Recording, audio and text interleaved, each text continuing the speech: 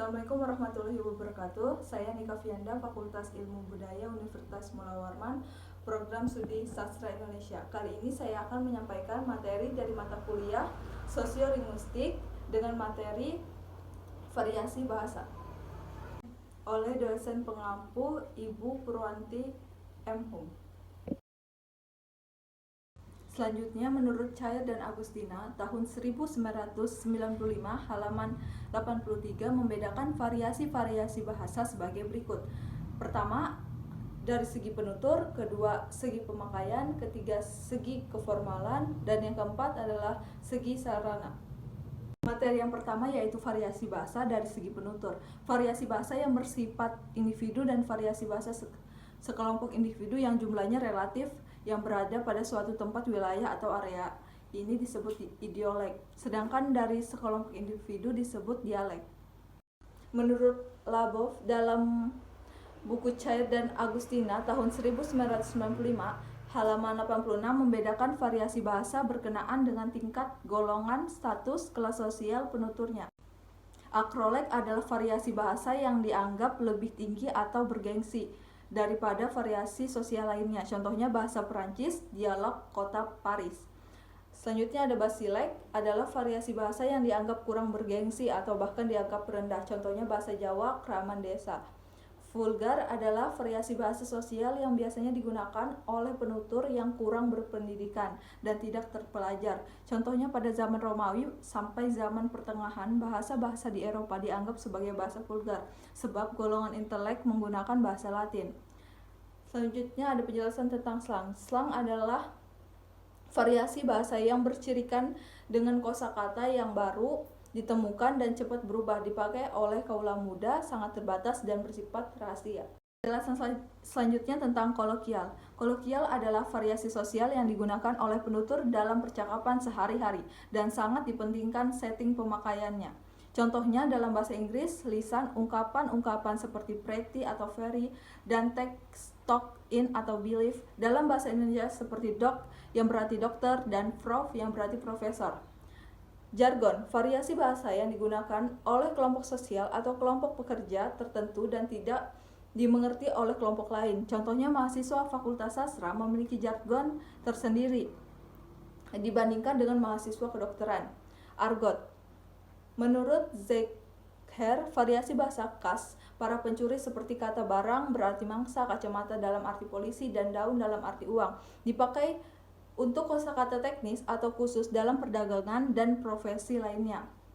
Selanjutnya ada ken, dipakai sebagai variasi bahasa merengek-rengek atau berpura-pura, biasanya digunakan kalangan sosial rendah. Contohnya bahasa yang digunakan pengemis. Penjelasan kedua mengenai variasi bahasa dari segi pemakaian. Oleh Nababan disebut variasi bahasa berkenaan dengan fungsinya atau fungsiolek, ragam atau register, berhubungan dengan bidang pemakaian dalam kehidupan sehari-hari. Contohnya di bidang militer, sastra, jurnalistik, dan kegiatan ilmu lainnya.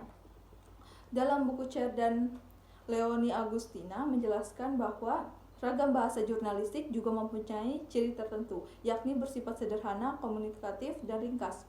Sedangkan ragam bahasa militer terkenal dengan cirinya yang ringkas dan bersifat tegas, sesuai dengan tugas dan kehidupan kemiliteran yang penuh dengan disiplin dan instruksi.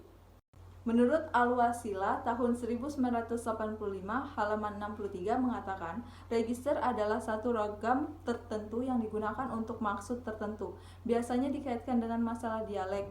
Register berhubungan dengan masalah bahasa digunakan untuk kegiatan apa dan dapat dibatasi lebih sempit dengan acuan pada pokok ujaran atau pokok pembicaraan. Yang ketiga, variasi bahasa dari segi keformalan. Menurut Jos dalam Cair dan Agustina tahun 1995 halaman 93, yang pertama gaya atau ragam baku frozen, 2 gaya atau ragam resmi formal, 3 gaya atau ragam usaha konsultatif, 4 ragam atau gaya santai casual, dan 5 ragam atau gaya akrab intimate. Ragam bahasa baku atau frozen digunakan dalam suasana resmi dan khidmat. Pola kaidah sudah ditetapkan secara tetap dan tidak dapat diubah. Dokumen bersejarah seperti Undang-Undang Dasar, akte notaris, naskah-naskah perjanjian jual beli atau sewa menyewa. Seperti pada naskah pembukaan Undang-Undang Dasar 1945 bahwa sesungguhnya kemerdekaan itu ialah hak segala bangsa, dan oleh karena itu maka penjajahan di atas dunia harus dihapuskan karena tidak sesuai dengan peri kemanusiaan dan peri keadilan. Kalimat-kalimat yang dimulai dengan kata bahwa, maka, dan sesungguhnya menandai ragam buku dari variasi bahasa tersebut. Selanjutnya ada ragam bahasa resmi atau formal, digunakan dalam buku-buku pelajaran, surat menyurat resmi, dan rapat dinas. Pola dan kaidah ragam resmi ditetapkan secara mantap sebagai suatu standar. Selanjutnya ragam bahasa usaha atau konsultatif lazim digunakan dalam pembicaraan biasa di sekolah dan rapat-rapat atau pembicaraan berorientasi pada hasil atau produksi. Paling operasional berada di tengah antara ragam formal dan ragam informal atau santai. Bahasa santai atau kasual dalam situasi tidak resmi dengan keluarga atau teman karib pada waktu beristirahat, berolahraga, berrekreasi, dan sebagainya. Banyak penggunaan allegro, yaitu bentuk kata atau ujaran yang dipendekkan. Kosakatanya banyak dipenuhi unsur leksikal dialek dan unsur bahasa daerah. Struktur morfologi dan sintaksis yang normatif tidak digunakan. Ragam bahasa akrab atau intimate digunakan para penutur yang berhubungan sudah akrab seperti keluarga antar teman yang sudah karib, dengan penggunaan bahasa yang tidak lengkap, pendek-pendek, dan dengan artikulasi yang tidak jelas karena partisipan sudah saling pengertian dan memiliki pengetahuan yang sama.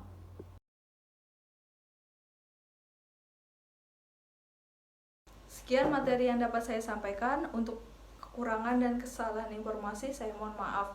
Semoga informasi yang saya sampaikan bermanfaat untuk kita semua dan terima kasih. Wassalamualaikum warahmatullahi wabarakatuh.